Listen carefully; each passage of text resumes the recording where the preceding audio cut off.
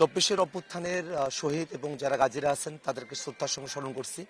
তাদের আত্মত্যাগের মধ্য দিয়েই আমরা এই নতুন বাংলাদেশে আজকে ভোট গ্রহণের মতো একটা সুযোগ বাংলাদেশের জনগণ পেয়েছে। আমরা তাদেরকে কৃতজ্ঞতার সাথে স্মরণ করছি। আমরা এই ত্রয়োদশ জাতীয় সংসদ নির্বাচনে আজকের এই ১২ তারিখে সারা দেশব্যাপী ভোট গ্রহণ চলছে, কিন্তু গতকাল রাত থেকেই বিভিন্ন জায়গায় কিছু অনিয়ম আমাদের চোখে ধরা পড়েছে। মারামারির মতো ঘটনা ঘটেছে, বিভিন্ন জায়গায় অনেকে হেনস্থা করা হয়েছে, মারধর করা হয়েছে। শাপলাকলির সমর্থক, দাঁড়িপাল্লার সমর্থক যারা আছেন, ১১ দলের সমর্থকদের উপরে হুমকি ধামকি, মারামারি, রক্তপাত ঘটানো হয়েছে।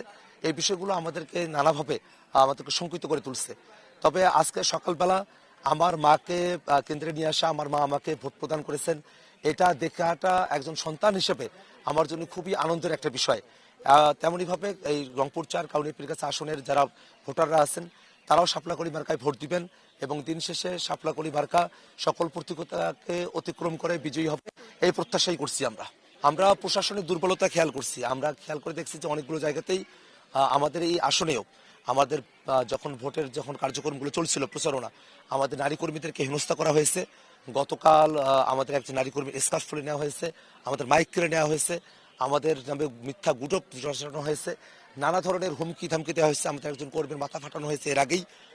এই সব যে ঘটনাগুলো ঘটছে সবকিছু মিলিয়ে আমাদের কাছে মনে হয় যে প্রশাসন এখনো পর্যন্ত খুবই দুর্বলভাবে তাদের কার্যক্রমগুলো পরিচালনা করছেন। এই দুর্বলতা নিয়ে সারাদিন যদি চলতে থাকে সেক্ষেত্রে ভোটের ফলাফল নিয়ে একটা আশঙ্কার জায়গা তৈরি হবে, সুষ্ঠু ভোট নিয়ে একটা আশঙ্কার জায়গা তৈরি হতে পারে।